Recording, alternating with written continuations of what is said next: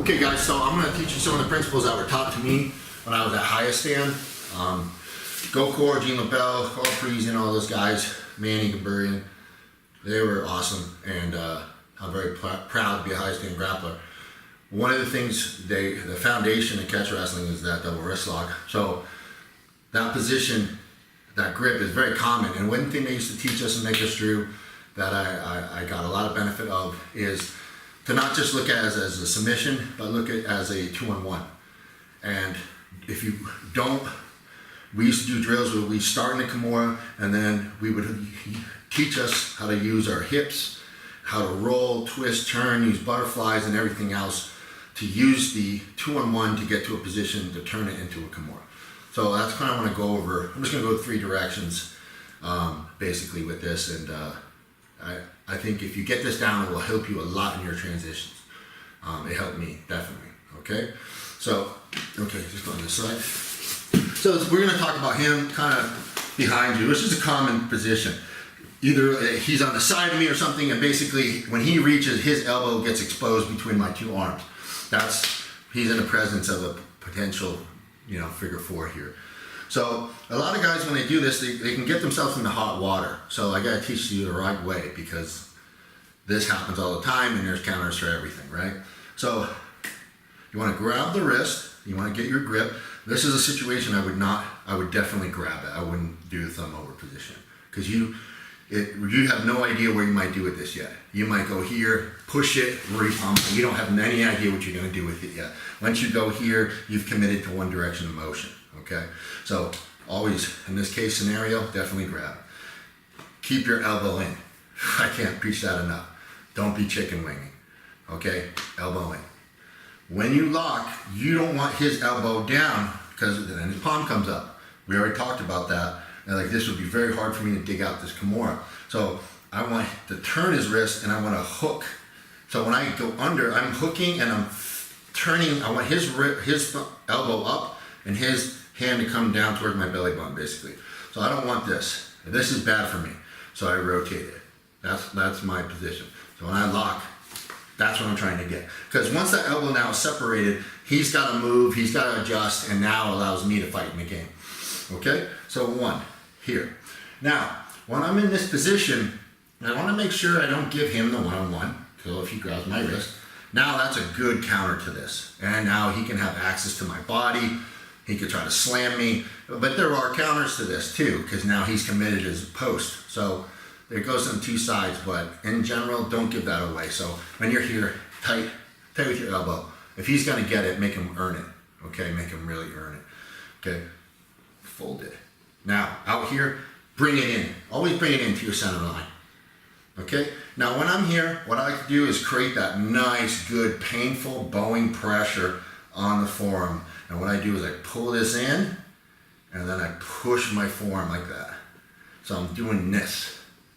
And it doesn't seem like much, but man, at least the guys I do it to, they all say it really screws up their grip, it screws up a lot of things. But what I like about it is that push-pull method gives you really good control over the leg, the limb here. So I'm here. So he can feel I can feel like his forearm bending a little bit. Okay, it's very uncomfortable. It's just the radial nerve pressure he's feeling. Okay, but if I don't do some push-pulling, like pulling in, pushing out, this arm can get redirected, and I don't want that to happen. When I keep that push-pull, he's not moving that arm. This is my arm now, and that's how you want to look at it. Never have this off to the side. Always bring it to your center line, pull in, push out. Okay, keep that elbow elevated, keep your elbow in. Now, a lot of times when you lock this, everything's going to be based on his pressure, which direction and what I do. So I like to do the most simple first, because that's what always works. If I feel his head leaning towards this shoulder, or if he's low, all right, either one, as long as I feel like my head is okay to come up, then I'm solid.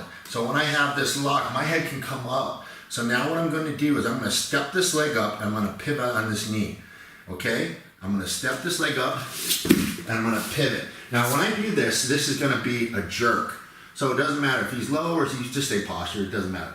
My elbow, what I want to do when I do this is as I pivot here, okay, I want to get his elbow, stay up a little bit, his elbow to break the plane of his back.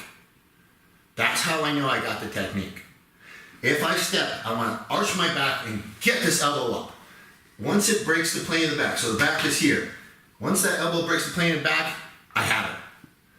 If you go here and you meet resistance, then you'll probably have to redirect it and change it because he's in, he's tight, he's on. Don't worry, the hand, if you get the elbow this high, the hand will come out. All right, so I'm here, I feel the pressure, my head can come up, I lock it, stay tight, boom, I pop, and I'm gonna pivot. So right away, boom, I get that elbow, I break the plane of the back. I'm gonna pivot on my knee. Now, what's gonna happen here, this is where you're gonna get in danger of throwing this away. Don't push. My elbow is gonna basically go down his back like this. All right, my elbow is gonna direct where I go. So in my head, I'm not thinking Kimura, I'm thinking Kimura, I'm pulling. So when I'm here, it's tight, my elbow's going down. I'm just gonna follow him until I cover. Once I cover, now I have him in basically, he's in a bad position here. I can do whatever finish I choose. I'm gonna hit my Kimura lock, okay? So, if I'm here and I'm working, oh, I see that wrist, I fold it, my head can come up, I come up, pivot, tuck. There it is. One direction. So basically, I'm able to come up because I feel that pressure here and I can turn. Okay? Now, you're gonna feel forward pressure. Now, these things are all gonna go together. Hopefully I'll remember to wrap that up in the end of it. Okay? He does the same through, but now I'm here, I go up and I feel pressure on my left shoulder. Okay? So I'm feeling pressure. See how his head's here? He's doing a good job. He's trying to keep that shoulder down. Dude, don't bother trying to lift it up because it's just not gonna go up. Go with it and you're gonna do a Granby roll. So, just relax a second. Go. So when I get this lock, I go to try to break the plane and I feel his weight counter. Now what I'm gonna do is I'm gonna pivot, I'm gonna throw my shoulder, and I'm gonna look, and I'm gonna roll over my shoulder, and I'm gonna get my hips up. Roll over his head. Don't roll over his body. Roll over his head. Rip it behind the back, and then now you're back and you're finished, okay? Kind of let me reset this again.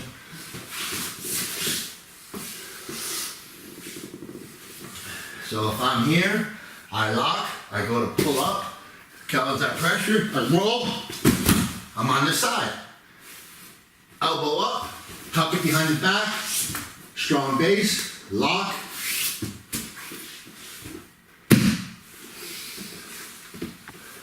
And good.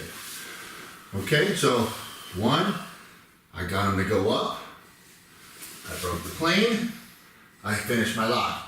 Then second time, I try to break it, he counters the pressure, I go with it. Okay? Up, counter. Now, this could be used basically if he's too tight or if he gets the wrist, but it's just also another variation, and that is getting an elevator. You can't always get a guy over, horsing him over, and you can't always roll him. But what you can try to do is create separation and use this elevator. And I call it butterflies elevators. So if you guys don't know what the hell I'm talking about. Okay. I'm here. I hit my lock. Boom, I try to come out of the hole. I can't get it. I go to roll, it's not there. So now what I'm gonna do is I'm gonna shoot this knee up. And I'm gonna get an elevator. So now, you've got a couple options here. When I'm here, I'm gonna sit, but one thing, move a second. When I'm here, I wanna push my knee out to get his body moving. If I just stay here, he can smash me down. That's bad. So when you get this butterfly, push this knee out, okay? So when I'm turned, I go here, I'm pushing this out, and now we're gonna roll. So I'm gonna pull my knees to my body, and I'm gonna roll. Let's get back. I'll do a kick version first, okay? And that is just here, kick, come on over, and finish. And if you got some speed, you can ride it, okay? So if I'm here, this is more usually done from a standing position, not from a knee position, so this might go wrong, but I'm here, I just ride them up. And now I have my lock again. Okay, so how this is gonna work is gonna be based on how he's playing me. Now, if he has the one-on-one, now I gotta be very careful. I can still roll him. Okay, so if he tries to drive, if he drives his head over my shoulder here, I can still go with it. Okay, so if he does that, I can still roll, but when I get here now, I have to try to break this grip. Now, you can try to release or stay on, but I like to keep my butt off the mat and push my butt back on his arm. That helps break the grip, clear it, and then I'm back in. Okay? And when a guy gets that one-on-one, you want to go before he does. Trust me. Because if you get stuck on a low shoulder, it's going to get bad. Okay? So, again, now he has that. I don't feel that pressure, but now I'm going to trap. See, I have his post here. I have his post. So by him grabbing this, he's looking at basically almost like a Peterson roll. But I'll use the elevator to my aid too. So I'm here, boom, I get this in. I'm gonna sit. But now I start pushing my butt back, hide it.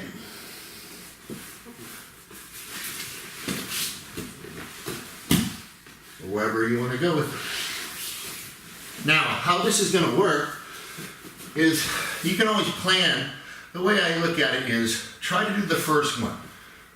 Just get the elbow high and turn them. That will create the sequence. Okay? That will create the sequence. If I'm here and I lock this, now I say, oh, I feel no pressure, I come up. Now he starts to counter and drive me. I step back, there's my roll. Okay? So by pivoting, I create space. So when I go here, boom, he chases behind me, I just pivot back. I roll. If I feel like I'm gonna fake roll him, so if I go here to roll him, and then he shifts his weight, I come out. And then I have my elevator version too. So I'm not teaching you the initial, I'm teaching you a drill concept. So coaches, if you have a class, this is a good way to do it, or students, if you're working with your friend or whatever, start here. Let them start here and just go live. Learn how to post and, whoop, where do I go? You know, where's he gonna do? There's my flip. You know, so learn to, where do I go? Action creates action. You know, if I go here, if I create motion, I'm gonna get motion back. So it gives you kind of a style approach to the game when you're here, so you don't think so linear with the lock. Because I see a lot of that. And it's gonna transfer to bad spots too. Because you might be here, for example, you might be on a Kimura and things are starting to go wrong. He's starting to stay strong here, and you're like, uh-oh. Now you're like, okay, screw this. You post, come out. You don't know where you're gonna go yet. Learning where that weight is, how to react. Roll. There's so many options. Okay? So many options. All right? So that's one thing you want to start learning. So whether you're a teacher or you're a student, you should try to create these situations. Let guys get the one-on-one as you get the Kimura. Work your way out of it. Find strength and weakness. Very, very important stuff. I think you guys will have a lot of good luck if you get good at this. It helped me immensely. This opened my eyes and got me good at a lot of things, because it taught me to use my legs and hips to finish the lock instead of my hands. So good luck with that. Okay guys, well, I'm going to go down to the guard position now. I'm going to show you some stuff that you've maybe seen before on the Kimura, but I want to teach it to you in a method that is kind of like 1, 2, 3, 4, counter, counter, counter. I think it's good to have that. You'll notice as you climb up the chain, if you're still climbing, down at that lower level of grappling, the goal is it's like Randy used to always say, it's not about where we are, it's about where we're going. So when you're looking at submissions and locks, you also got to look at, okay, if I go here and he counters, what's his counter going to be? Where am I going to go? And start to kind of, try to challenge yourself to go 2 moves ahead, and then build up, and then try to get up to like 5 or 7. But when you're up to 5 or 7, you're not necessarily consciously thinking of it. You just have the repetitions and the muscle memory that you react 5 or 7 ahead of your time, Because most guys, with the speed of the game and all these other things, people are going to surprise you. You're going to end up screwing things up or overcommitting or off-balancing yourself, and you want to know where you're going to be, okay? So my thing is fighting from guard. You always have, in my business, I always worry about getting hit in the face because I'm teaching fighters. I don't want them to, every time I miss, I get hit, and you never know which one's going to get you stunned, and you stand there like Bambi getting your butt kicked, okay? And so my thing is like, I want to use my whole body. I want to stay active. So when I lock this Kimura, he's not gonna, if he sees me do this, he's not gonna let me keep that. Okay, I gotta make him move. I want to make him hover. Right now he's postured. I could go to him, okay, or I can bring him to me. Okay, but I want to get this inside tie. That's what I'm looking for in most cases. Okay, so whereas a lot of times if I get this inside tie, it will be like I break them down a little, I get this position, I'm doing like a bicep shield, where my knee is right in the bicep and I'm on the wrist. Okay, and this would be a simple situation. So if I was able to break them down, I get both arms inside, I go to lock up more like an Irish collar, squeeze them low, fight from my inside tie. Now from this position, I'll start grabbing his chin. I'm doing all this, it just seems something simple. Like when I turn the chin here, what I'm actually doing, it allows this elbow to come up and gets this elbow a little higher. If that elbow is a little higher, he's not going to clamp down my leg so strong. And it also creates weakness in his spine. So right now he wants to lean to this side, which I could use to a sweep if I wanted to, but he's also going to be really happy when I let it go. Okay, so all this is kind of like a manipulation, and then why not? If it's right here, why not? I can be a real prick here. So when I'm here, I'm going to start lifting this up like I want to take him over. This arm gets nice and high, and then I pull that down, lock, and he's tapping right away. So sometimes if I go like this, it's too big of a motion. It's too big. If I was to go here and just pull it over, it's nice, but it's too big of a motion sometimes. So when you're here, I'm nice and tight here. Even if he locks this, I start turking. Now, I'm already got him curled. He's nice and tight. I go to that elbow. This right here, he's tapping. Right there. Okay? It's very aggressive. Same thing. Boom. Lock for the Boston handshake position or over the back grip, whatever you want to call it. I start to look like I'm going for my triangle. I start to pop it in the inside. Look like I'm going for my triangle. Let it roll. Again, there it is. So when I'm working these kind of nice, cool positions, I'm playing with a lot of tools here. Where I want to go. So this frame right here is a nice Kimura setup, and it's not going to get you past necessarily.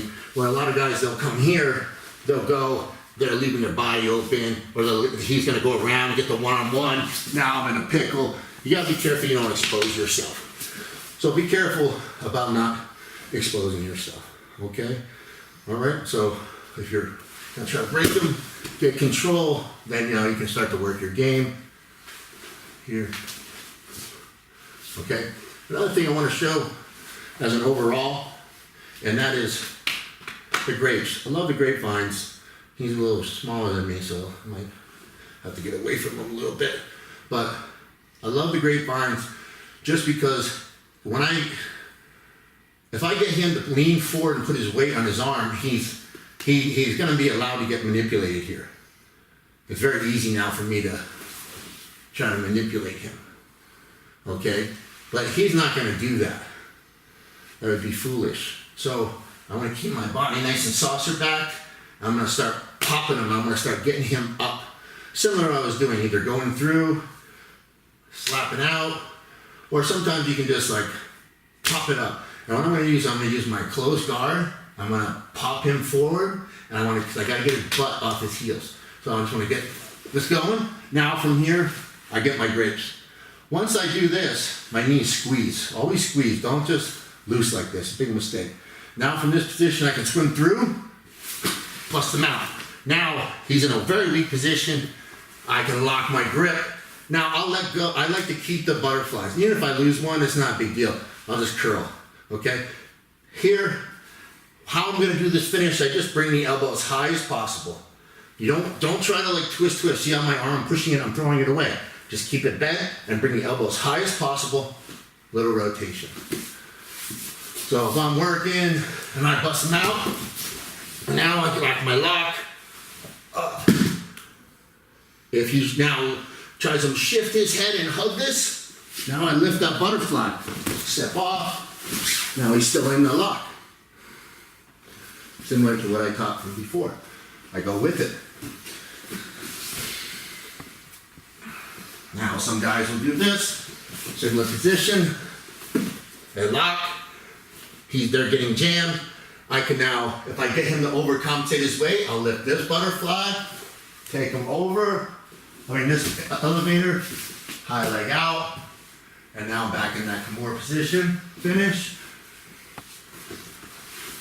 And if you need actual help for this lock, you switch this to an elevator if you need it. I just don't like to do it. I don't feel like I need it. If you need the butterfly because you want to sweep them over, you can. In other words, just use the elevator, just lift it. Or just finish it here. Okay? Now, what I want to discuss now, whether or not you're using this lock or whatever the case is, things are going to go wrong, and he's going to start countering. One of the first counters you're going to get is he's going to straighten his arm. Just like I tell you from cross body, you can still finish it. You just need to redirect it. So if I lock this Kimura, for example, okay, and I bust him out, he starts to straighten his arm. Very common. Very, very, very common. No big deal. All I'm going to do now, just like I showed on mount, I'm going to take the hand up. So I'm taking it up, and I'm going to keep cranking it up. There's the tap. So it's not just here. He straightens it, redirect it. Just don't let his palm turn. And that's the straight arm version of Kimura. Okay? Boom. All right. So now, are you okay, bud? Mm-hmm. What can happen is while you're here, you could make a mistake. This comes out, you break your grip, but I still have his wrist. So I go here. I'm going to put my head in the hole, and I'm going to pull his hand behind my head. I'm going to put my forearm in front of his face, and I'm going to turn, and I'm going to keep this grip. It's very important I keep this up grip. And I'm going to push with my forearm and move my head back. Very powerful bent arm grip for a Kimura. So anytime you're here and you're like, oh, shoot, I'm screwing it up. Head, crank, and now here. And he can feel the wrist locks there too. Very, very strong. You might not, if you're not comfortable, if you don't have a strong neck, then you might not want to try it, but I trust my neck a lot. Okay? And now, my favorite part of this is the one I like to do, and I might have to do a couple of these from different angles for you, but let's get back a little bit. And it's kind of like, this one is same situation. I bust them out, I lock it, but now instead of just getting my head through, I'm going to keep the arm straight, I'm going to duck through, and I'm going to drive my elbow to the mat. It's very important. I drive my elbow to the mat. I'm going to cross face in front, and now I'm going to lean all my weight onto his arm and simply lock a gable. and he's gonna hate his life, okay? So I'm throwing a couple different things at you, but you can see these are all gonna be in chain of motions. If I lock, I'm trying to work my grappling game, I'm here, maybe I'll get that. Maybe I just get my head in the hole, frame, and that feels safe to me. Boom, I get this, feed it through, I drive it onto the mat, cross face. It's not gonna take very much. It's like a reverse twister, I suppose. Okay, let's get that. Maybe we should get from more of a angle here. So, I'm out, lock, have one. Okay, I can also sweep with it. Two. Head through the hole, drive my head on the elbow, frame at the face, push the wrist down, and there's the tap. Here, swim through. This is the one I prefer the most. You gotta make sure you dead weight his arm. So I don't let go of that hand until the last minute. Get the cross face, and then lock. No, I can short it, but he's small, so it's hard for me to short it. All that matters is this grapevine. That grapevine's doing the trick. So it's that cross pin control. If I have this pin, I have this pin, the impingement's in the middle. Okay, so when you're here, these give you some options now. So when you're here and you're like, okay, I gotta make this Kimura work. Well, as long as you do it in a safe manner where you're not gonna get yourself hurt, you got a lot of options here. You have a lot of options. Okay, so boom, you bust them out. Okay, I hit my lock. 1, 2, head, swim through. But now, if you're here, you also got your sweeps. If he starts to gain his balance, or he starts to move across, now I'm still in constantly good position as long as I stick to the same principles I taught you about the rolling. Okay, the drill. Where does he go? Stick with my lock, and I find my way to a finish. That's the kind of the trick. If you have a good lock, you won't worry about guys getting elbows through, even in no gi, okay? That's why I taught the fundamentals in this whole DV the way it did. Once you have a good understanding of the lock, there's a lot of things you can chain off of it. You stick with your lock and you use your legs and hips to find your finish. So those are some basic stuff that I like to use for Kimuras from full guard, but we can build off of that. Okay guys, I'm going to show my reverse figure 4 from guard from the snare. If you guys saw the advanced guard DVs, you probably saw all the snare in there system. So I'm just going to review that real fast, so if you don't have it, you can get a gander at it. Maybe you're just a Kimura double wrist lock guy and you want to learn all about it. Okay, so how I'm going to set this up. Okay, well, just a lot of times I like to, when I'm playing guard, I like to either, I'm always working wrists or elbows. Elbows is something that is often mislooked. And what I'm going to do for this position, I want this cross grip position, but he might necessarily not get me. It's not like I can just go, hey, he's going to take that away from me in a heartbeat. If I go here, he'll have it stripped before I can even get there. So if I go here, what this does is it's unassuming, and I can just pop my hips, push it, and now I can get my grip. All right, so I'm looking for a grip. I'm trying to create space so you can see. So I'll have a cross grip, and I'm going to have the tricep. When I do this, he's going to feel a need to retract to protect that. And when he does, I'm going to push, and I'm going to come over the top, and I'm going to pummel. Okay? So when I'm here and I bump this aside and I pull myself in, he starts to counter that. I pull him in and pummel. So when I pummel now, I'm not going super deep here. This is a different lock. I'm going here. I like to keep it short. And the reason why I do this is I can create a hover, because I have his wrist. He can feel the pressure on his forearm. I'm pulling and I'm pushing. So I've got 2 directions of movement, which give me strength. And now, if I need help, I can use this to get my hips out if I need it, or if I need to push with the forearm to get this available, I can. So this creates this pocket where I can create this pocket between us just by simply flaring, twisting. I have good control here, and he can make a lot of mistakes here to give me other submissions as well. So when I'm here, what I'm gonna do for now, I'm gonna kick out, and I wanna get this foot on the hip, and I'm gonna pinch my thigh. And this will do is just give me a second break. So I'll go here to keep the leg, the hand bunched, and then the hand comes over the top and locks. And now from this position, I bring this in and drop my elbow down on the shoulder, down. That's the lock.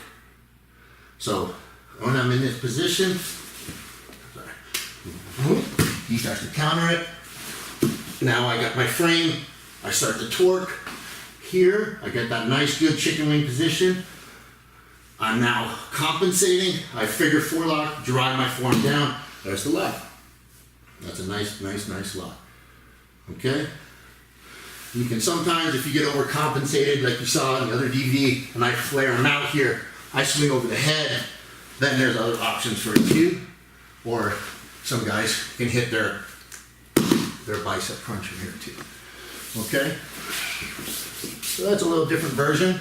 I like that side a lot.